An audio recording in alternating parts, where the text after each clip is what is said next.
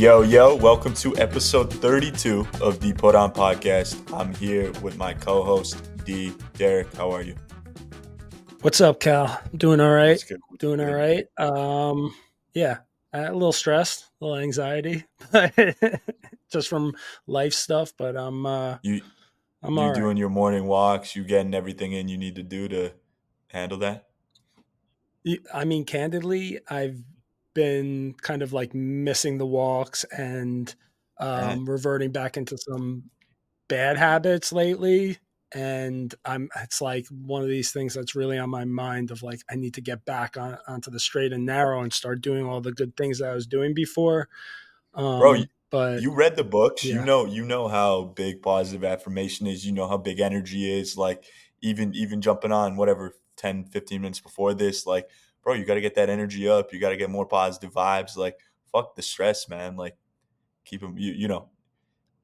I know. Well, I think what happens is like, a lot of times you fall back into those bad habits and you have those negative tendencies. But the good thing is now, because I'm aware of those tendencies and those habits and the way that thoughts are so kind of important in your life and influencing how you go about your day, it's like at least I know that. And so I'm like, okay, let's get back to that. Like I know I've kind of fallen back into these bad ways, but I know that I can get back to the good stuff. Just gotta focus. Abundance, wealth, health, those three words, brother. Um, what Facts. what we're gonna do here is a little 2040 vision. Now, 2040 vision is I'm gonna ask you some things. You're 40. You're 40 on the dot, actually, so that's perfect. Yep. You're a parent. You've got kids. I am 23. I am not have any kids. I'm not have any kids. I don't have any kids, and so that's what we'll do. So I'll start. I've got a few questions for you. Wait. Before you just get into it, I just want to provide a little bit of context of just I think the reason why we're doing this is because something that's interesting about you and I is that we're friends, but obviously Mhm. we're from two different generations, and there's a lot of interesting things between those dynamics of us kind of coming from these two different What worlds. generation are you again? I am a millennial. Is I that right? think I don't know. You asked me that, and I said the only people who ask what generation you are people from your generation or older. So yeah, we're I don't buy into that whole millennial, Gen X, Gen Y. I'm more so just like you're in your 20s, you're in your yeah, 40s. That I subscribe to. It's just the generational stuff with the names. No, I'm not into that either. I'm with that. I would be more into even like astronomy shit than that, honestly. And I'm not into that. So yeah, sorry I cut you off. No. That's all I had to say. We just felt like let's give people, an interesting perspective from somebody that's in their 40s, somebody that's in their 20s. Maybe it's not interesting, but it is a perspective. And so that's why we chose to do this segment today. So with that being said, my first question, and I've seen a lot of young families recently, and your kids are 4 and 7 or older, 6 and 9. Older, 6 and 9. Yes. Okay. So I got it on the second try. Anyways, you've got a couple kids, young kids. As a parent, your kids are having a tantrum. What is the go-to thing you do or pull out to get them to stop? I feel like I've answered this before in some form, but I think the go-to move that I've learned over time is giving them some space. And so if my kid is having a tantrum, a lot of times I'll be like, in as composed a way as possible, just go up to your room right now, close the door, give them a minute or two, let like the anger subside, and then go talk to them once they are not in that like fit of rage. Because when you're talking to a kid who is upset, who is angry, whatever the circumstances might be, I find that they're just incapable of having a conversation in that moment. And there's nothing that's going to be productive that's going to be said or understood. And so a lot of times the best move is to just give them some space for a minute, let them kind of take a time out. And, again, like, you don't want to scream. It's just a very firm, like, go up to your room. I'll be back in a minute or two. I might not even say What that. It's just like, go in your what about room. in a public setting? In a public setting, it's definitely a lot harder. I But wanted I to would get it. Yeah, this is where, like, I get in your house, go to your room. I get that. This is where the meat and potatoes are for me. Like in a public setting where everyone's looking at you, your kids are freaking out. Maybe you're at the airport. Maybe you're at the mall. Public setting. What do you do? I think you have to pull them to the side. You have to give them a couple seconds. And again, it's like a very firm talking to, like, I remember when I was young, I wasn't afraid so much of my dad screaming at me as like when he was super serious with me and would talk in a really like quiet voice. That's when I knew like I better listen to what he had to say and better like cut the nonsense. Um, it's kind of tough, to be honest. And then like, this probably isn't the best response, but it's like there's still that form of negotiation, right? It's not like I a was about to threat, say. but it's like, yeah, but like, you better get your act together right now, or XYZ. So, You're not getting so there dessert. are You're some not repercussions. like Okay, so you're not having that play date. you Yeah, got you're to turn not something. going to Yeah. that thing you want to go. Okay.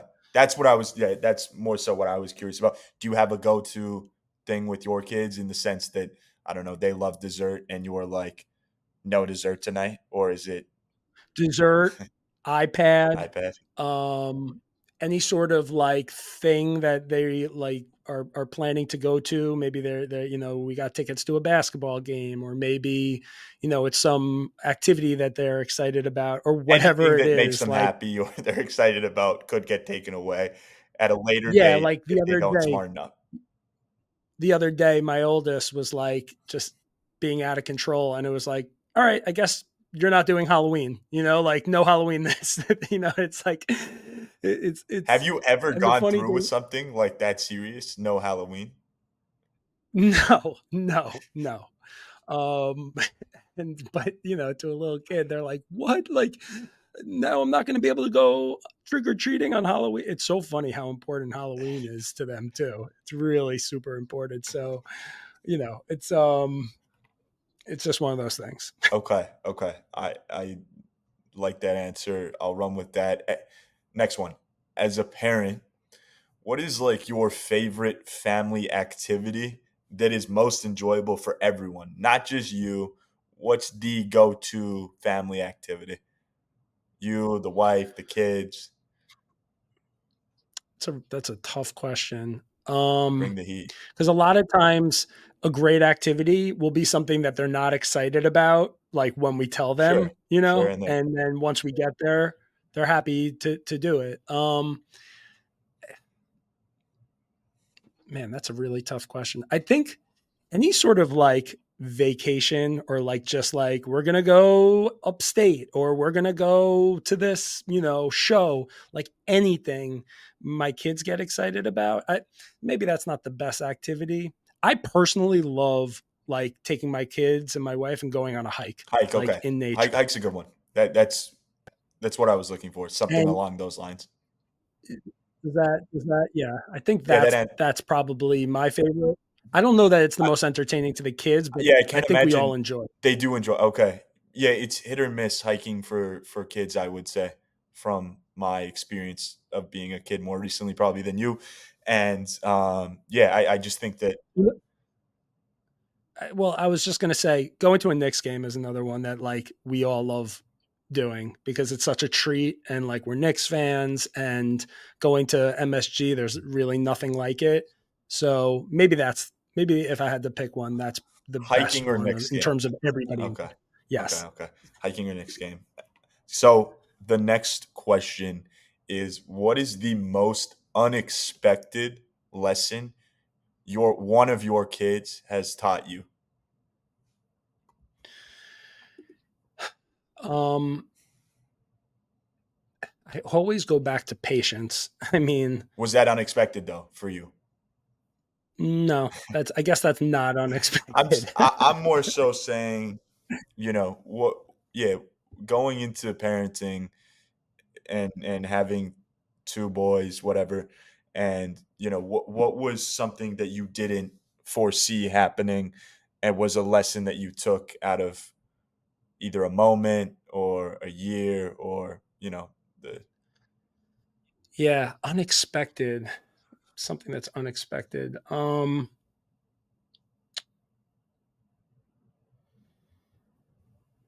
Maybe wait, so ask the question so again. the question is, what's the most unexpected lesson one of your kids has taught you? And you could say my kids haven't taught me anything unexpected, which would be fair. I mean, again, I'm not a parent. I think what like it kind of goes with patience, but like a lot of times maybe the lesson is like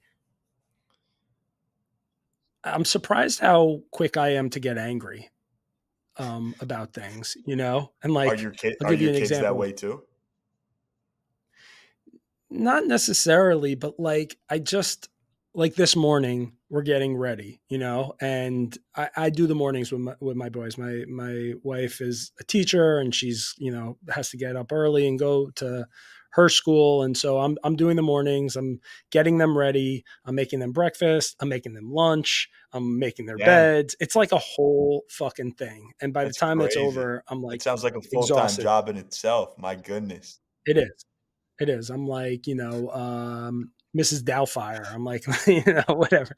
Anyways, and like they do this thing where once they go up to go get like dressed and go get brushed and all this, they're constantly running back and forth into each other's rooms and they're like screaming and they're giving me a headache and whatever. And this morning, I basically told them like, look, guys, you are not going to do this thing where you go upstairs and you're running back and forth in each other's rooms and you're just screaming. Like, we have to do this quickly and we have to be on time. Right. And so they go up and they start like, I hear them running back and forth and they start screaming and I just like lost it for like a moment. I'm screaming at them from downstairs. Like, and then it's just complete silence. And then I'm just like, I am a monster, like I am like, what is wrong with me? Why am I like, why can't I not control my temper? And I never felt like I had any sort of like anger issues. Un- Um, Until you had kids. but it makes me so cognizant of like the fuse that I have and like, that quality, that's something really That's a good unexpected, answer. I would say. Yeah, yeah, yeah, Yeah. that's a good answer. I like that.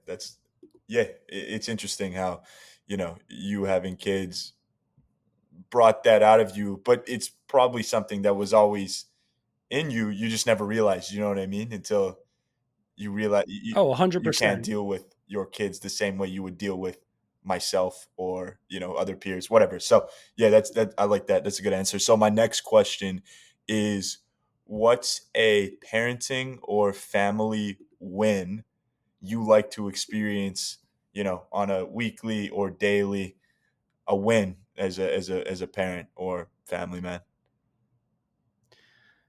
The biggest win is um when we're not fighting with each other and we're not arguing with each other. We can have a day that goes by where everybody gets along and cuz like it's also temporary and it's also fleeting. It's like my kids are downstairs and I hear them laughing and it's like great. And then somebody comes upstairs crying, and it's like, or, it's like I walk into the house at the end of the day and, my wife and my oldest son are arguing about something like he didn't do his homework or whatever. And it's just like the biggest win is when there's no issues for a day, which are very rare, but they happen, and they hopefully happen at least once a week. So those are the Do biggest they wins. typically happen on days where you're doing things like you mentioned, a Knicks game or a high, like are they more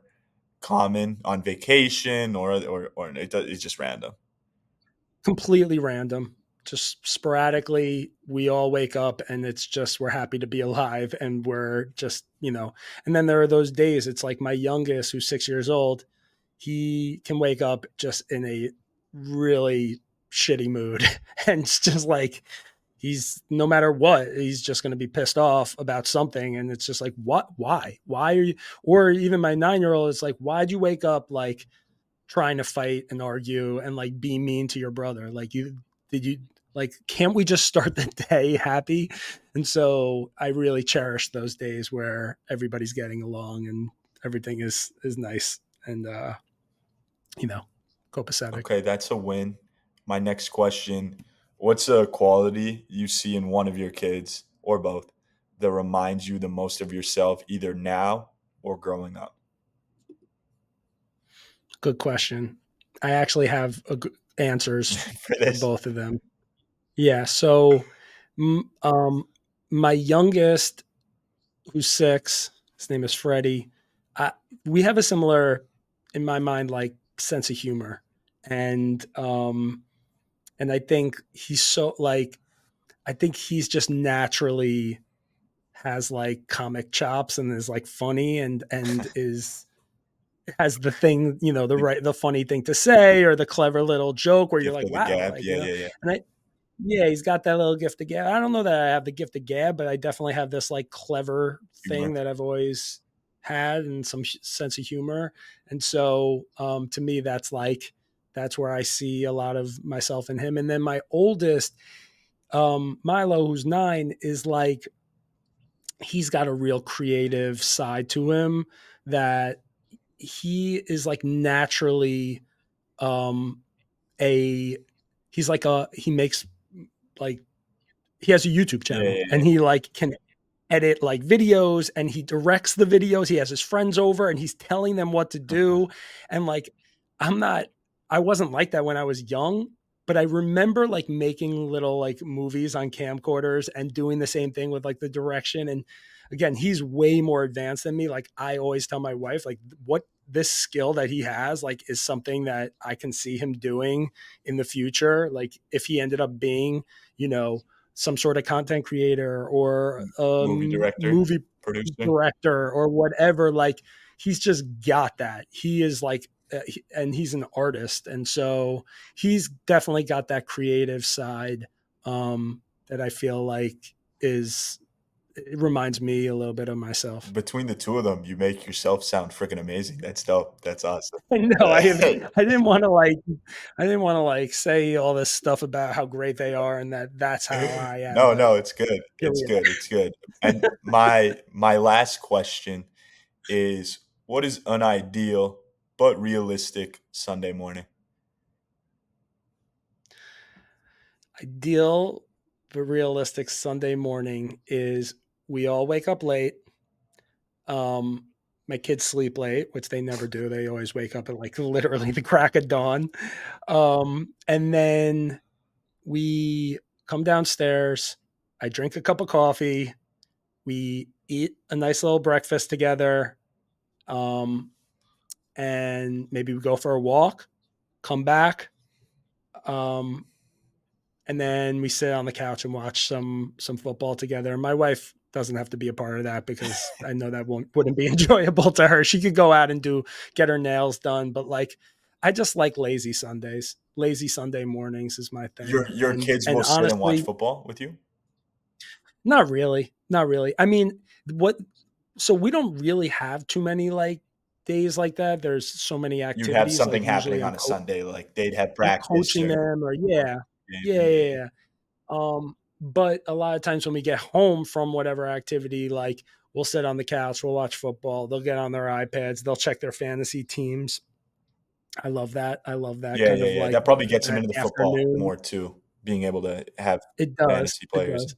My youngest, my youngest, we have this joke where every morning he wakes up on Sundays and he goes, "Dad, is fantasy playing today?"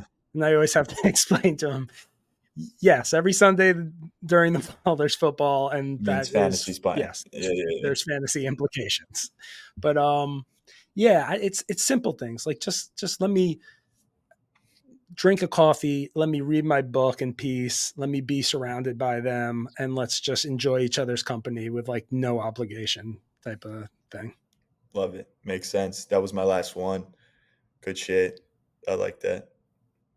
Okay. I'm a little bit disappointed in some of my answers. I feel like being put on the spot is not my best But it's the skill. most authentic, and maybe as your kids continue to grow up, hopefully they don't have that from you, but if they do, then they'll learn to roll with it as well. Because you sound like the Right. ideal fucking I mean, it's amazing, man. I love that for you. The creative and Yeah, sense of humor, like except for my anger issues. and yeah, yeah, your anger issues and ability to think on the spot. So you've got 2 Right, pros, right, 2 exactly. cons. We all got that. So So creative, but literally can't come up with a good answer on the spot. Okay. Um, my questions are very different than yours, but whatever. I'm gonna go for it. Okay, did you so hold on, did you like did you enjoy like, did you like the questions? I just like enjoy the segment of kind of getting to those two different perspectives. So did I like the questions? Yeah, I like them. I can't even remember them at this point, but I like being asked questions and trying to kind of think through like what's the right answer to it in some way. So anyways, my first question is this. I get very nostalgic in my old age about things from my childhood and even things from my 20s. Mm. I'm curious, what are you nostalgic about? We'll see my ability to think on the spot. What am I nostalgic about at this current moment in time? Could you just give me one? Because I could take this so many different ways. Give me one thing you're nostalgic about, and then I'll give you a few. Just something like you know. Are you talking about a specific? Like, can I say a specific series? Like, it could be anything. Like I get nostalgic about my childhood and just like the going to Oh, like a basketball court okay, with my okay, friends okay, okay, okay. or like television from like it's not the same television and movies like the way they were made back then, but I whatever. got it. It I could be got it. anything. It could be experiences. I more so was looking at it like I'm nostalgic about this specific chip brand. You know, nah, yeah, yeah, okay, okay. No. I am nostalgic about sports and more in more detail. So, and especially being back in Dubai, this is a good segment. So, I lived in Dubai when I was like 10 to 13, which I would say from a memory standpoint is like, you know, a fucking key time in your life, especially with me being Hmm. 23, that was like 10 years ago. It was a time where, you know, I was growing up. And so coming back here and seeing the different buildings, and I was where I went to school from like grade 4 to 7 yesterday and a bunch of different shit. And I would say that the most nostalgic I get are the drives to and from, whether it was soccer games, soccer practice, baseball practice games, hockey. I remember every Saturday morning we would have hockey games, and so my game would either be at 7 a.m., 8 a.m., or 9 a.m. And every morning, my one of my parents would drive me. I remember like rolling the bag in, them helping me get dressed, and then I have to spend the afternoons at the mall waiting for my sisters to play and stuff. And just like the before and after, obviously, I don't remember every outcome of every single game. You know, there were lows and highs, but the before and after, and the being in the car with friends on the team, and you know, debriefing the game with my parents and just being super competitive, that nostalgic, and which is why you know, we talked about you being I'm excited for that as a parent, you know, because that's my next phase, obviously, because I can't go back and be 13. Um, but yeah, the before and afters That's a of great sport.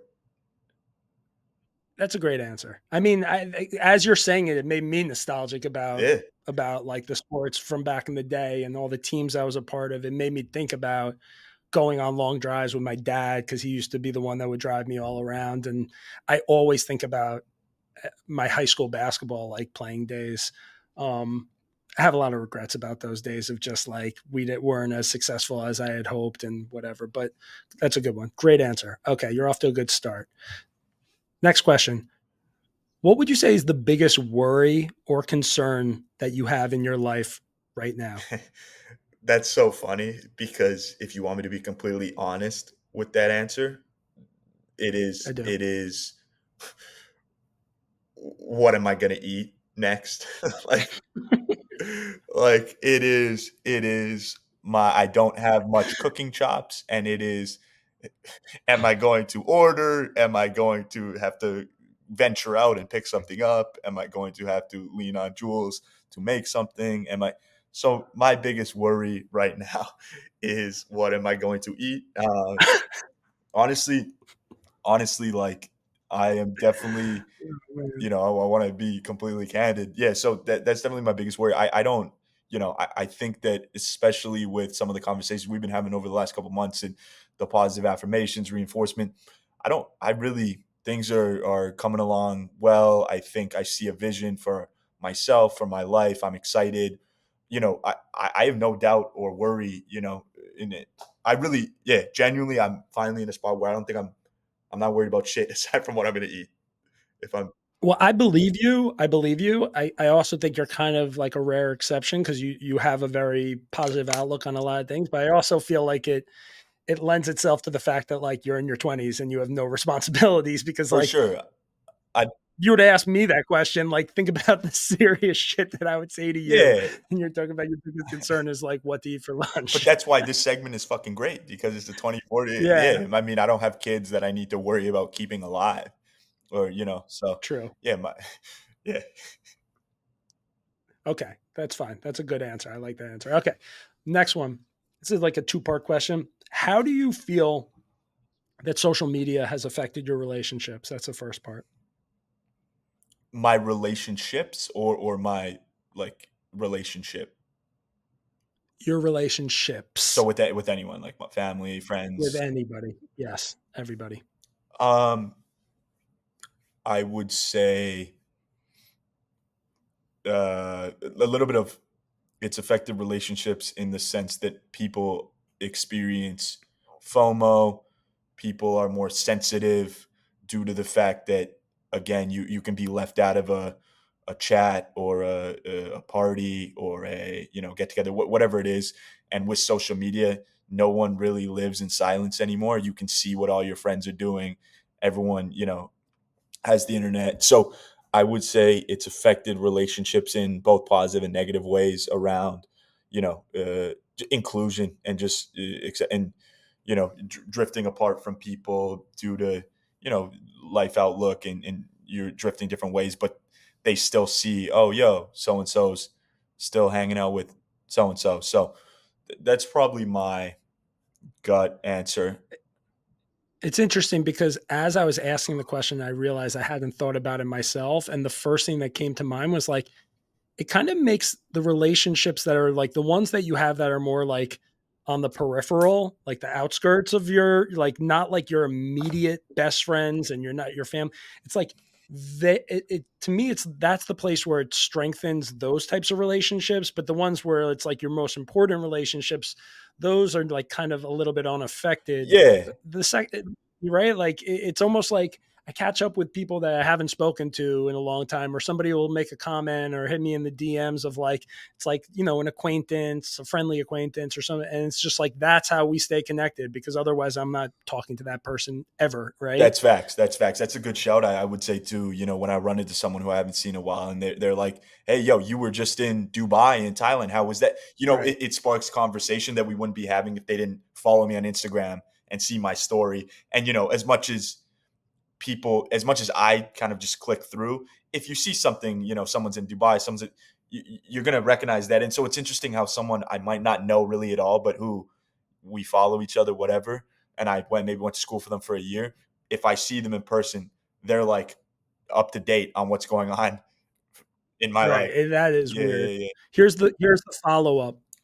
Do you think it's even possible to be in your 20s in the present times and not have some presence on social media, or would that be considered some sort of like social suicide or like some isolating thing? Do I think it's possible? 100%. Do I think it's You know people like that are your contemporaries, people in their 20s that don't have any form of social media.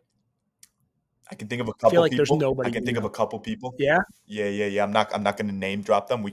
There's definitely a couple people who kind of just live off the grid and go into their work and do their thing. They obviously still have a phone and they can still text, but they don't have. Hmm. When I think of social media, I don't think that Instagram or Snapchat or TikTok or any of those things are necessary unless you're, super ambitious and you're trying to build a social presence and you need to. So I don't think those are necessary. Potentially, again, not that I want to give like LinkedIn a shout out, but from a professional standpoint, everyone kind of grows up. You get a LinkedIn, maybe you need to do some job recruiting, hunting there. Like you need some sort of presence online, or else no one knows what you're about. So yeah, I think it's very hard to live without any social presence, but I think you can do it. I mean, if I had a logging company and had business, I wouldn't need social media. But as a 20-year-old, it's tough. But Yeah. but some people react to it negatively, like some people see what other people are doing and it puts them in a very bad place because they're like, I'm not doing that. And so they're like, I want to be doing that and Well, it of sucks. course, but it doesn't stop them from using it, right? No, Like that's kind of but it should, no? Like if you're going on something and just get such negative emotions and feelings, you shouldn't do that. Like you don't need Instagram. You don't. So I'm of the opinion that if it doesn't give you a good feeling, then don't do it.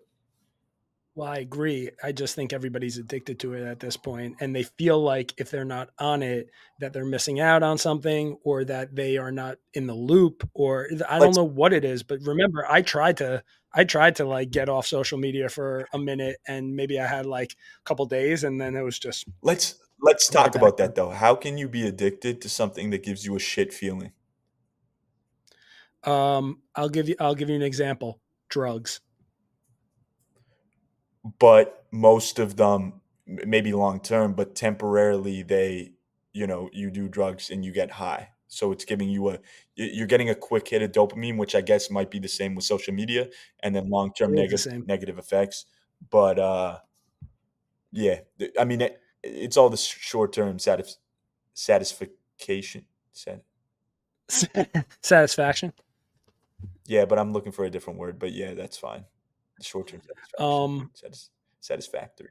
well, anyways, I just wanted to get your kind of take on it because I'm curious about, you know, it seems like it's so integral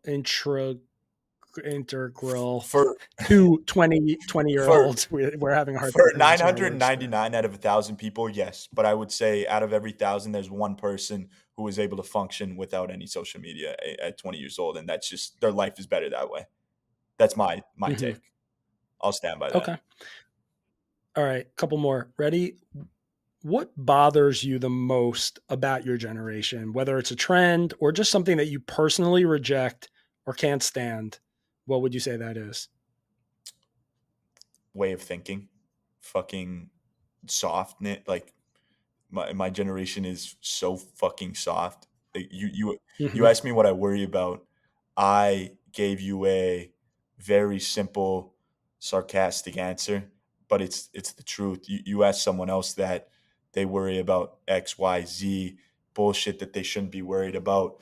Too many people. My generation doesn't know how to think as they should. My generation is lost.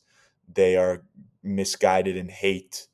um, it's gone down this rabbit hole of so much hatred, negativity due to the internet, social media, politics. It's so fucking, you're either left or right, you're either red or blue, Hmm. and so yeah, the way people are able to critically think, that is the key word. I fuck with you if you're a critical thinker. I fuck with you if you have your own opinions. If you don't, we can still chill, we can still be cool, but are you gonna win? No. Can you change? 100%, 100%. But critical thinkers are a dime a dozen, and my generation is doesn't have enough of that. It's an interesting answer. I mean, I see what you're saying in terms of like a lot of people are very affected. They care about what other people think. And also, I think social media influences so many people, right? And it's like it it influences so many people in a negative way, to your point. But the ability to have that independent thought does feel like you're getting, bombarded with so many viewpoints and content that like yeah, you are affected by the all of the stuff that you're feeding into your brain. And so, I didn't know that that was where you were going to go with it, but okay. Why? Where'd you think I was gonna go with it? No, I honestly I didn't know, but I thought maybe I did think you were going to talk about just kind of like the whole TikTok generation. I think it's one of those things where it's like to somebody that's an outsider, they they will say TikTok and like it has all of these they have all of these kind of preconceived feelings and notions about what that means. Whereas somebody who's on TikTok, it's like it's not quite that simple, but there there is something real there about like the TikTok generation and about like what's important to them and all of those different things. So I, I don't want I, to make this about me. the one thing I'll add is, but it plays into everything I was saying because of the TikTokification and the social media. Keeping it real. The issue with my generation is not there's too much fluff, there's too much bullshit, there's too much Mm, inauthenticity. People don't keep it yeah. real. And so, there's not many times that I come out of conversations with people my age where I'm like, you know, the circles I'm in, yes, but like when I go to somewhere new and it's like, brother, like you don't need to put on this front. Like, I know you're not like that. It's just A lot of people in their 20s are still kind of forming their for identities, sure, for like they're sure. still trying to figure out who they For are in a sure. lot of ways, right? So yeah, but keep it real as you're trying to do that. Like, you don't need to You're right. fake that you're the finished product. And if you're still that's amazing. Then tap like you go yeah. It's an insecurity thing. And the last thing I'll say on it is I remember feeling that I way when I was in I my bet. 20s. I, I do. No, I I just know. remember so many people would try and like act like they were, this or that and try and like put on this, front. And I just remember feeling the same A- way as you, just very put off by the whole actions aspect of over it. words. Don't tell me something and then do something else. Actions over words. All right. Second to last question. Who would you say is the one famous person that people from your generation, your contemporaries admire and look up to the most, or is just the most representative of your generation?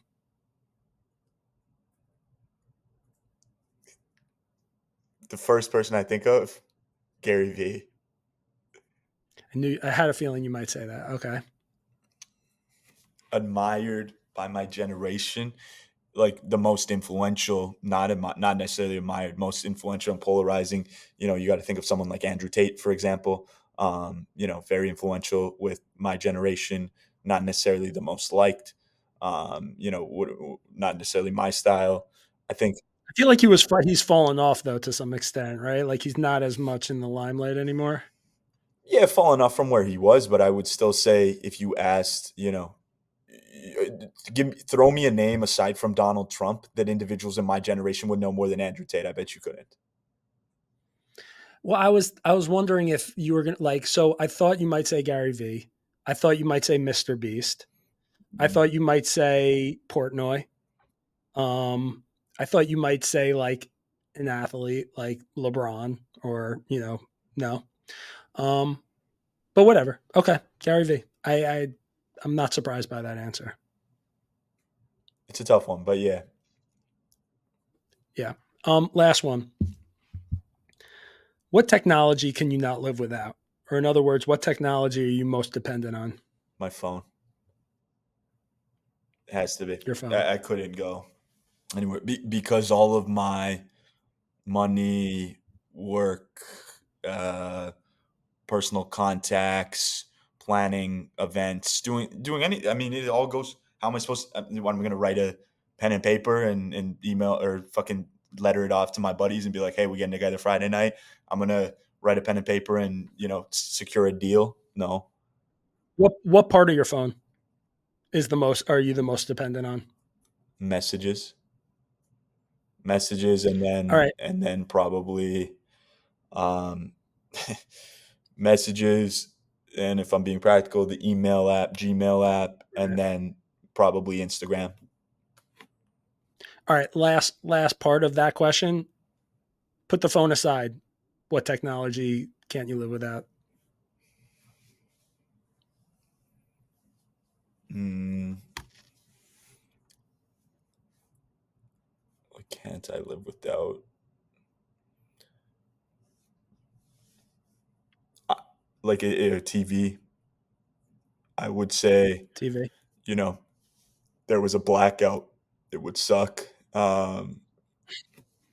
Yeah, TV, or some screen. My computer, I'd probably rather my computer, but it's just another version of the phone. Um, Yeah, true.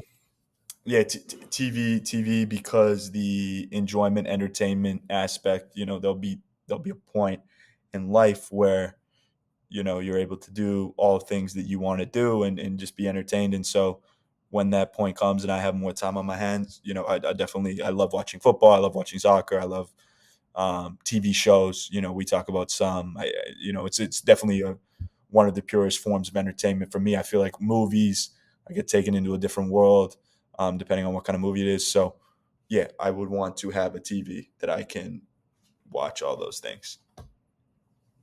Got it.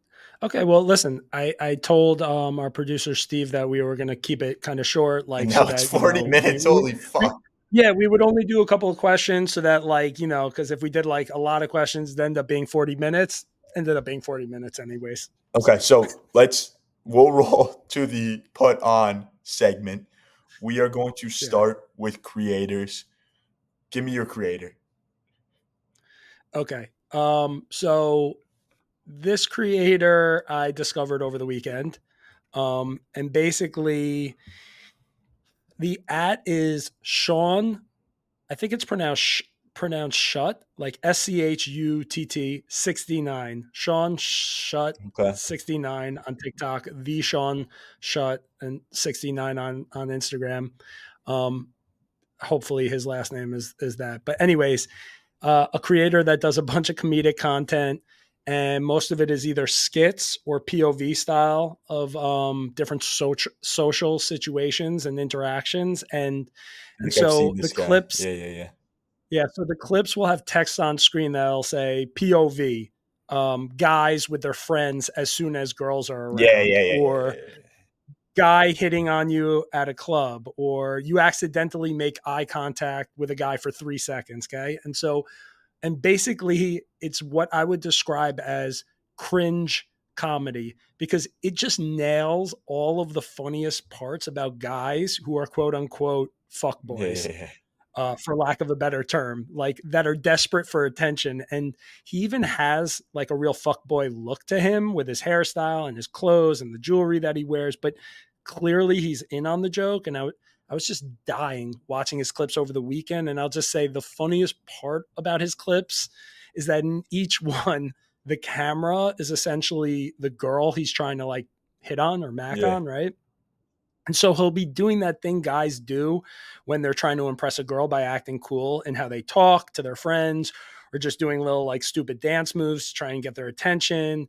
But then he's constantly sneaking glances over to the girl while he's doing it, like, Yeah, which again is the camera because his character in all of these clips is so yeah. insecure.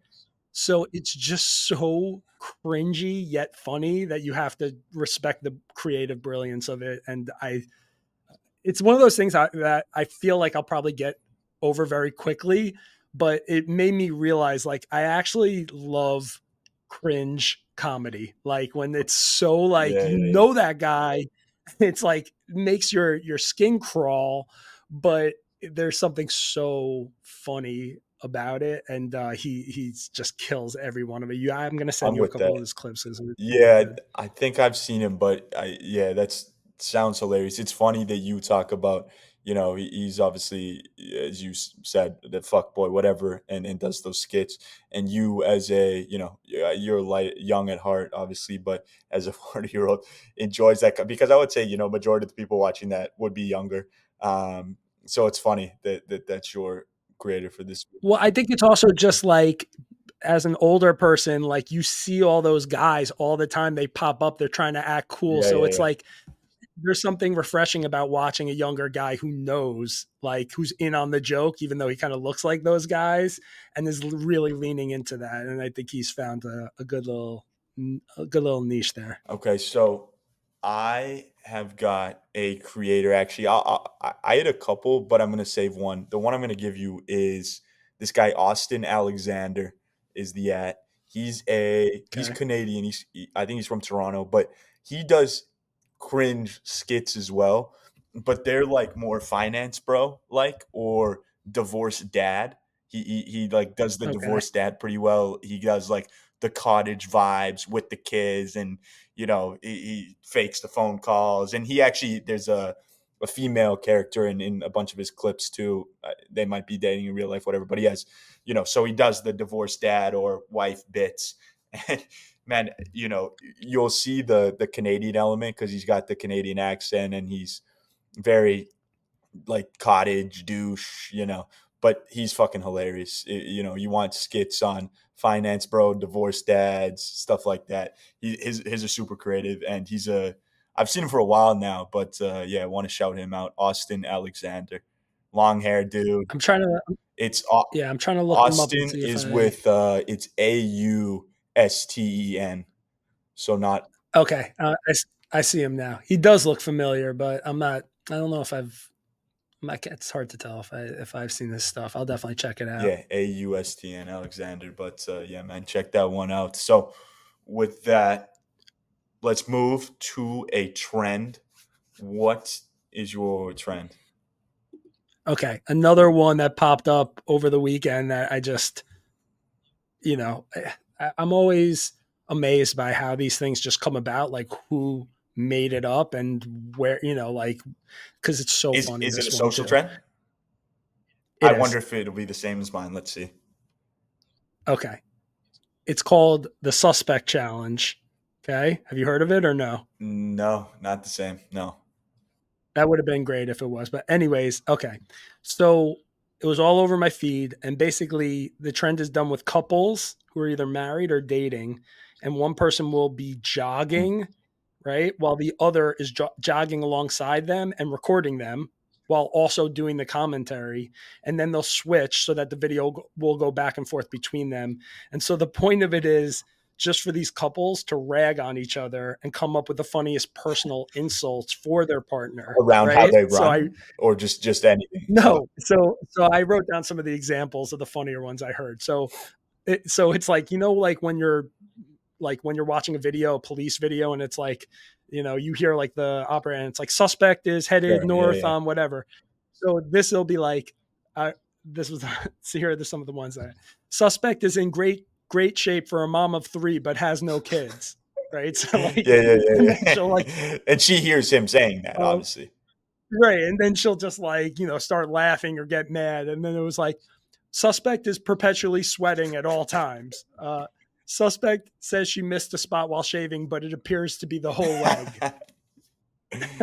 Suspect stopped going to therapy, but cries every Yeah. day. Yeah. So the last one I have is suspect gave her social security number to a scammer Yeah. over the Dude, that phone. sounds like. So it's just like back and Yeah. Yeah. forth, Yeah.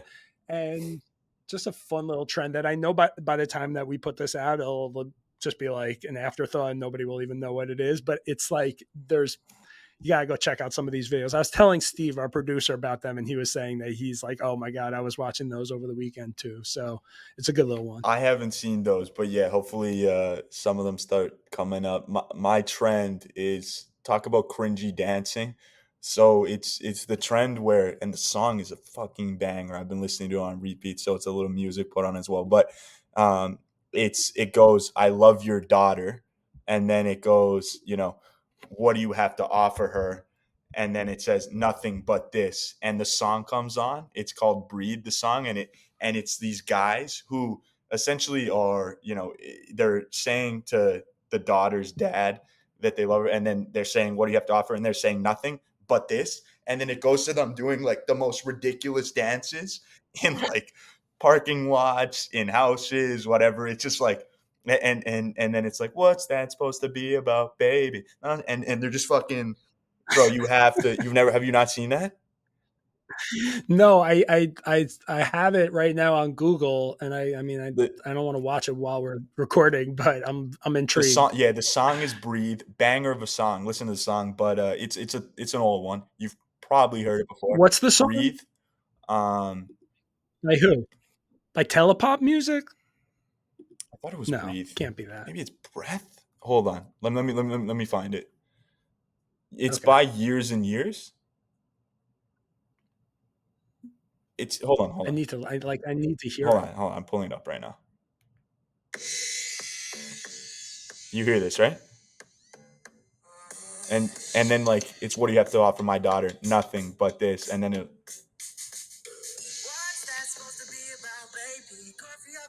Wait, so is it only guys that are yeah, yeah. dancing? It's just the guys, and Okay. they're like saying that's the only thing they have to offer the daughter of the dad, and they're like fucking doing such weird dances, and it's like this song. It's a banger. So silly. It's very silly, and Uh, I think sometimes what people don't realize about like TikTok is like there's something so beautiful about like how silly yeah, it yeah, is, you know? There's something so natural about like the creativity of all these people coming up with these little things to entertain each other.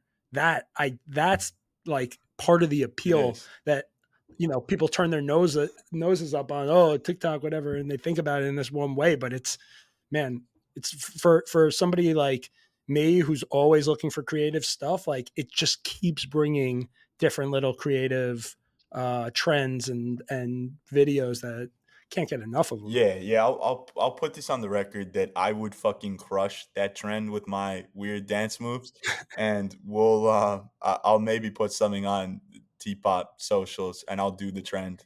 Yeah, you got to do it. Do the Jules trend. has been on me to do it. Um, but yeah, that's my trend. Okay, so proceeding. Next one we got is podcast. I know we are a podcast, Yeah. but we also put you onto the best shit.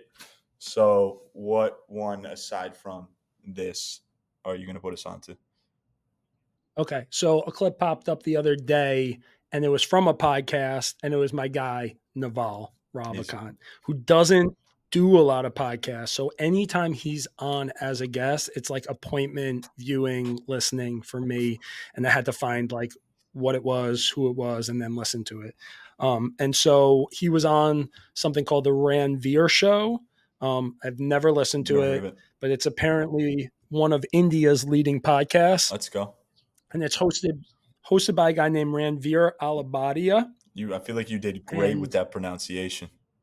I know I felt that way too. I crushed it. And Ranveer is like as a host, he's very endearing, and he has like a very thick Indian Okay. accent, and you could tell that from like the very jump that he's nervous and slightly intimidated by Naval because he clearly admires him, respects him a great deal. Um, and I would say, like all of Naval's interviews, each one is chock full of philosophical gems, principles on wealth and happiness, a lot of insights on self improvement and growth mindset, and just a shit ton of practical advice. And that's why I fucking love Naval, because it's just every time he's going to bring it in that way. But I think the main thing that I came away from it thinking about, and it kind of ties back to what we were talking about earlier, is just this guy is the epitome of an independent thinker. Yeah, Like yeah, he is yeah. so uninfluenced by all of the different things, all the stimuli around him. Like he takes it all in, but he has his own thoughts, his own way of looking at things. There was at one point, this guy Ranveer is asking him about relationships, and he basically says something like, he says that he believes in the notion of happy wife, happy life. And Naval is just like, I reject that notion completely. He's like, it's a byproduct of feminism, and both partners need to be happy in a relationship for it to be a fulfilling relationship. Like, it can't just be one person's happy and the other person's Yeah. not. And I thought that was just a great example of who he is. Um, the other two things I would just say from it were, one part that I found interesting was like at one point he kind of had like an admission that while on the surface it might seem like he's got everything figured out, that his mind is constantly all over the place. It's a Yeah. mess. And I found that to be refreshing just because it was like this confession, and and there's so many people that idolize Naval, and think like he's a god, myself included. And again, it's always really it's really amazing to hear people kind of Humanize be them. introspective. Yeah, and kind of um, just be Yeah, vulnerable in a way, yeah, right? that's what it is. Especially the people that are like considered the most successful people or the most knowledgeable people. And so that was one part that stood out. And then the other thing was he talked a lot about the value of spending time alone and being able to detach from society and society's expectations, and how you're able to then connect with your core beliefs and your desires, and that, like, it kind of go again, it goes back to some of the social media stuff we're talking about, because when you're able to do that, you're avoiding the trap of constantly seeking external validation in some way, right? And so I just think there's a lot of talk about just internal, like, fulfillment and happiness and contentment, and how that kind of leads to the most fulfilling life. Again, a lot of stuff will just get lost in translation. Like, I can't Yeah, relay it yeah, all. yeah. You just got to check it out, because there isn't one long form Naval podcast that I don't come away with, Something. don't come away from feeling like, you know, I've learned something new, or I have a new perspective on something. He's just that guy to me, that I I definitely put on a Got pedestal. it. And so I would say check out that pod His episode with Ranveer. his tweets are so insightful, and it's just like one sentence, and you're like, "Holy fuck!" Um, Right. so And you're like, what does he mean? By the way, he did mention something about the tweets where, like, he was saying, like, sometimes he'll tweet out things knowing, just like to get the reaction, and just get people which I thought thinking, was, like, because it's very thought provoking. Some of them too. yeah, to like to run the experiment. He's at one point, okay, it rejogged my memory, but he said at one point that he'll put out a tweet knowing that it'll trigger some Mhm. people, and then all the people that it does and that, like, respond to him and get all upset, he does it so that he can Really, block them. It's like a way of, like, filtering that's out funny. the followers that he doesn't That's want, you know? hilarious. Yeah, yeah, yeah. I'll definitely check that Yeah. out. That's funny. My What about my you? podcast is actually an old one on Rogan with Billy Walters. You know who Billy Walters is? Yeah, I've listened to that one. I Oh, remember you that have? one. The Yeah, gambler. yeah, one of the Yeah. most successful sports gamblers. Yeah, that one I just came across, before I was flying the other day and listened to it on the plane, and like just his story and the way he's able to, he's older guy. Rogan asks very good questions as a, one of the most successful gamblers, and being fascinated by the sports gambling world, and he was in it before it was really, big, mainstream, legal. He was placing, $4 million bets on Super Bowls, talking about, sports in the industry, talking about how he went to jail, like, for insider trading. Phil Mickelson Hmm. fucked him, like, with not showing up for the. He said he was going to testify and he didn't. Like, yeah, so it was just a lot of interesting stories from one of the most successful sports gamblers in history, and that's definitely one that a Rogan pod that, there's all these big names, and I never really heard of Billy Walters before, and just saw the description and was like, let me give this a listen. And so, yeah, if you've got time on your hands and want a Rogan podcast to listen to, Billy Walters is a good one. That's a good one. And there was a good 60 minutes segment about Billy Walters. When you said that, the one thing that I kind of, like, vaguely remember from that pod was when he was talking about back in the day where, like, to get the advantage, they would have people in every Yeah, single state, yeah. right? Like, where they'd be hitting people up and being like, what's the weather? Or, like, who's injured. What's the And, latest with the players? they Yeah, had, they had so much right. They insight. needed to, right, and you had to have like that insider, just like that was lived in that area. And now obviously everything is so immediate, so it's like that edge is lost. But I thought that was, like, a little interesting Yeah, he tidbit. was paying millions of dollars every year just to get those edges. And Yeah. the one other thing that he said was he, through all that, would create his line, independent of what the books had, and then however many points that the books were off, he would bet unit sizes depending on it. So if the line was 6 and he had it as a 10-point game, he would bet he would bet a unit per half point. So that'd be 8 Uh-huh. units on a 4-point differential. So yeah, even just hearing that stuff, like, as kind of a, not that I am super into sports gambling, but it was nerdy him talking about it, and it was interesting, especially with the millions of dollars at stake. Like, fuck. Well, what you realize is like to be that successful, it's like anything else. You need to put in so much work, so much research, anything to just get Those that slight edge. It's like the way that, it's athletes, yeah, sprinters yeah, will do, right? Will do whatever they can to just like a millisecond off of their because it time. makes a And that's difference. the Yeah, yeah, difference. yeah, yeah. So yeah, bro, that's mine. But moving on, you have music. Yes. Um, Okay, I have a little just quick story of so the other day, we're having a discussion just about our YouTube and like, whether and you started dropping some clips on our, some shorts on our page and you mentioned like, yo, we dropped this Krungbin clip and there's a lot of comments on it. And then we were having the discussion of like, well, I was trying to like challenge like, do we even need to respond back to the comments? And you and Steve were like, let's do it. And so I decided, okay, I'm just going to go onto our YouTube page and respond to all the comments. And I ended up having a great time doing it and like really kind of engaging with people. And I went to that Krungbin clip and there were a ton of comments on it.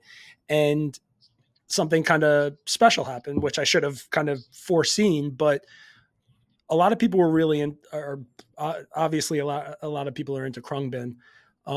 But one there was one comment that was like somebody who said, "Have you seen the Krungbin hip hop medley?" And I was like, "Okay, this is great. This guy's putting me on." No, Yeah. I haven't.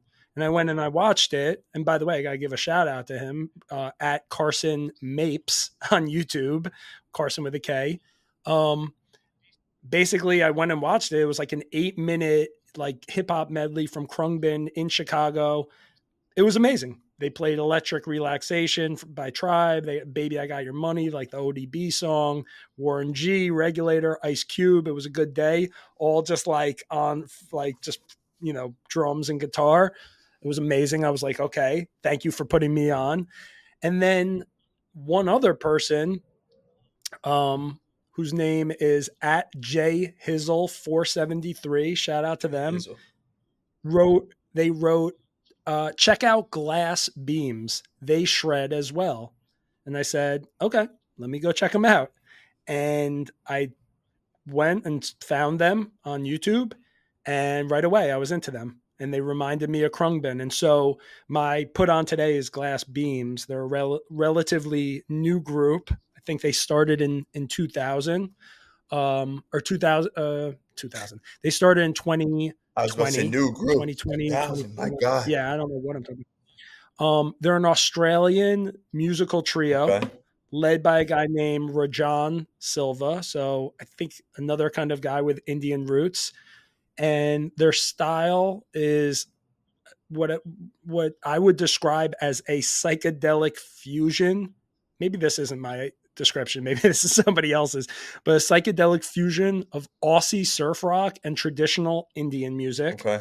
And if you look them Yeah, up, which I'm I'm sure on you're them. doing right Yeah, now, yeah. the first thing you'll notice if you checked out any of their videos is that all three members wear these like ornate gold Yeah, masks to hide their you can't see identities. them. Yeah, yeah. Um, yeah, which adds like this air of mysteriousness to them. It's kind of reminiscent of Daft Punk, like in that way. But to me, it also really reminds me of those masks that Kanye was wearing at that one point in time. If you remember, like I remember. I think it was Yeah, Yeezus, yeah, yeah. right, where he would just be wearing these like bejeweled masks.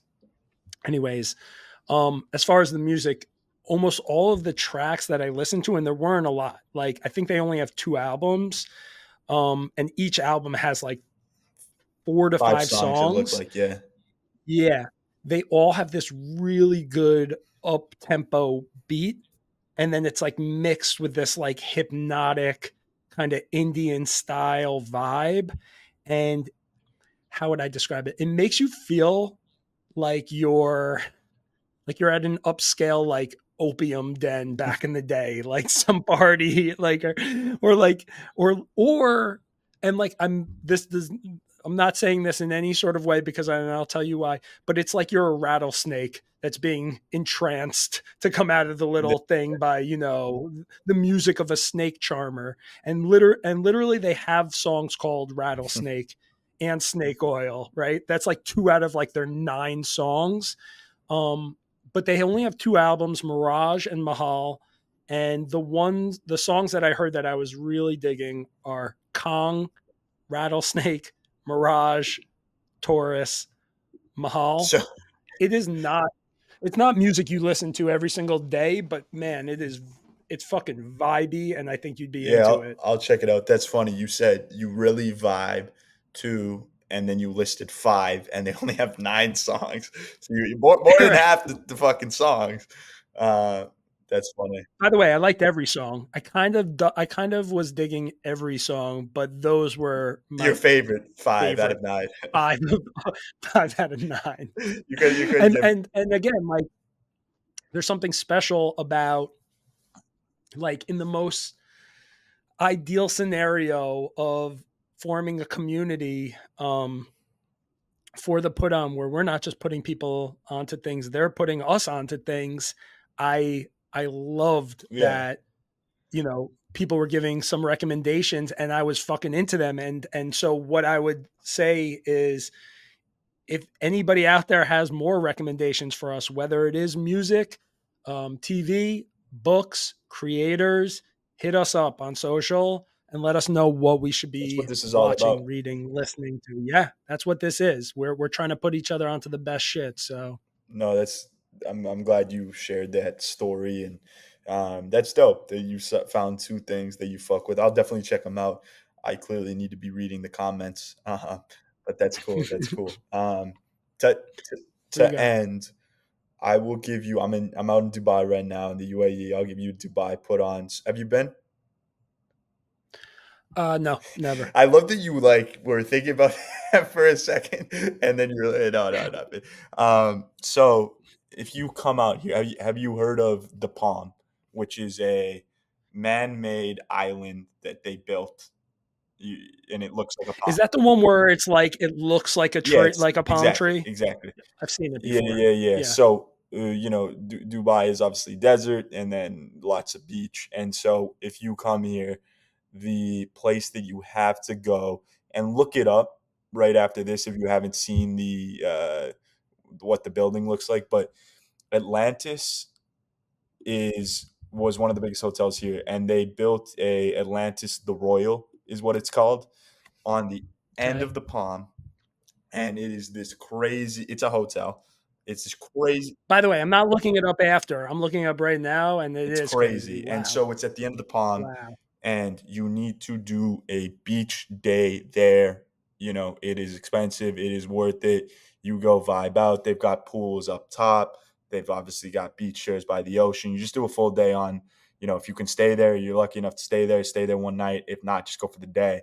But that place, being at the end of the palm too, and the palm is just amazing as itself, is great. And then if you've got kids, the other Atlantis, which is on one of the other jet outs of the Palm, is has the biggest water park in the world, Aquaventure, and it is the best. Still at 23 years old, I'm gonna go there and love it. So yeah, Atlantis as a whole. If you got kids, do the water park Aquaventure, but you got to spend a day at the Royal, Two quick things. One, this hotel looks like a fucking bro. Like Jenga, Lego, like right? Like setup. it's yeah, Yeah. yeah. It looks like somebody can, It's push their crazy. finger through and just what water is this all on? What body of water is that? Like what ocean? Because Yeah, it's an is ocean. it the Mediterranean? Is it the Mediterranean? Let me tell you right now. Oh, man, I thought you would have known that having grown up there. Did you really grow up there or is that I would just say it did made up? 10 to 13. It's the Persian Gulf. Persian Gulf. I'm very fascinated by Dubai.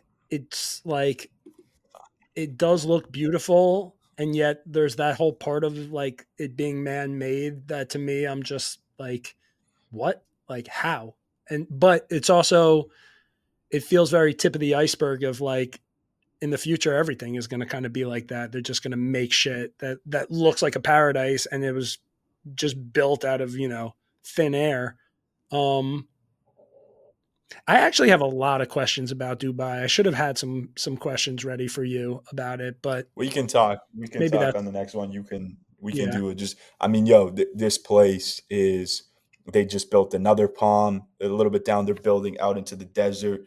They're trying to, there's no tax here, no personal tax, no business tax. Yet, like we have so much tax in Canada, and there's potholes in the road and all this. So, it makes you wonder where your tax money goes. Obviously, Dubai is very wealthy. But with that being said, I mean, yo, the architecture, like no other place in the world has buildings like this, and has the one thing, I was saying to Jules and a couple other people we were talking to is there's so many different places here, and be it restaurants, be it beach clubs, be it hotels, bars, etc., that you can get a different you can feel like you're in the south of France. I can feel like I'm in New York. I could feel it, just man, you get a different vibe every day. You can be going to these ultra luxury places. You also can go to old Dubai, which is more down to earth and not as built up. And so yeah, it's a cool place. You got to get over here and fly When did Emirates. when did it start? When like what year They've been building it for did 50 years, but when it like the Burj Khalifa and the downtown area was sort of built up in the early 2000s. When I was here, I mean, just the amount of change that happened living here for 3 years. I was here from 2010 to 2013, I want to say. And it was like, lots of it was built up, in 2010.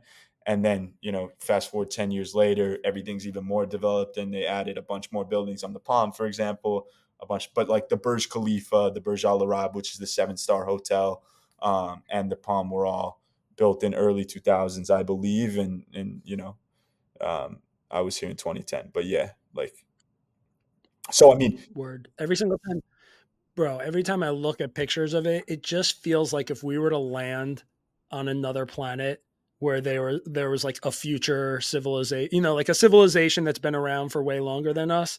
To me, that's like what Dubai looks like. It looks so futuristic to me. It always is like I marvel at the the architecture. It's really The other incredible. thing, it is incredible, and the other thing I will say about Dubai, to if you have questions next episode, whatever, but it is one of the most family friendly places I've ever been. The amount of young kids and families here, which is kind of what spurred my, wanting to ask you the question about parent. I mean, you go everywhere, you just see a bunch of it's 90% expats, 10% locals. So you see a bunch of different families from all over the world with young kids, and it's so family friendly, so safe. Um, obviously, yeah, it's not the US, it's not Canada, What are the but neighboring countries? What are the neighboring countries? Oman. Have you heard of Oman? Oman neighbors Dubai. No. It's on the Gulf. The UAE is made up of 7 emirates. So Dubai and Abu Dhabi. You've heard of Abu Dhabi, obviously. Those Yes. are the only Yeah. two that people probably would have heard of. Then there's like Al Ain and stuff. But Dubai borders Oman. It borders Qatar. You've heard the World Cup was in Qatar. Yeah. Bahrain is close. Um, I think those are the three that it borders. I'll look up if there's anything else, but yeah, those are the three for sure. I know that. And then Saudi. Saudi is the other one. Saudi, Qatar, Got Saudi, it. Oman. Last question for you. How long are you there for, and what's the next place on your itinerary? I'm out Friday, so I'm here for a week, and the next place is I'm back to Thailand, staying in Pattaya, which is like an hour outside of Bangkok, in a apartment.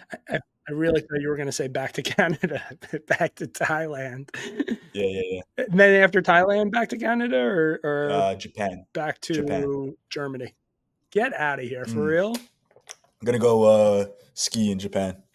We're gonna do Tokyo for a week, and then go like Osaka, do some of the other stuff, and then end with skiing. Bro, I've skied as a kid. Japan skiing is crazy. So ski for a few days, and then go back to Canada for Christmas. So then it's back to Canada. Man, first class jerk, eat your heart out. Like Bro, seriously, this guy is the legit. real. And yo, it all stemmed from obviously I was gonna be in New York, and 3 months in New York. I don't think I told you the story.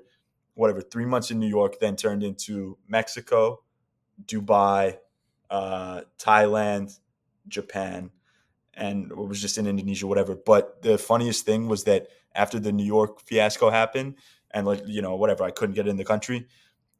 As soon as we got to Tulum, like we stayed in Edmonton for a week long, we went to Tulum, went grocery shopping as an adult does.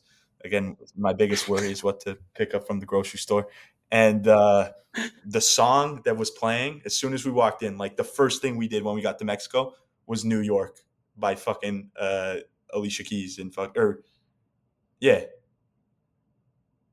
I hate I that hate it song. too, but that was the song that was playing. I thought you were gonna say. I thought you were gonna say the Manu Chao Manu Chao No, song. no, no. Just the New York, like kept saying New York, and I just thought it was funny that we were in Tulum.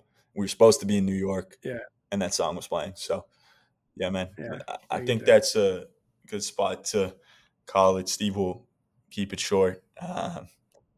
But yeah, episode 32 in the books. Thank you, everyone. Like we said, put us on to shit. We want to hear from you. Appreciate you all. Peace. Later, guys. Thank you for tuning into the Put On Podcast. If you enjoyed this episode, make sure to subscribe and don't forget to follow us on social at the Put On Pod.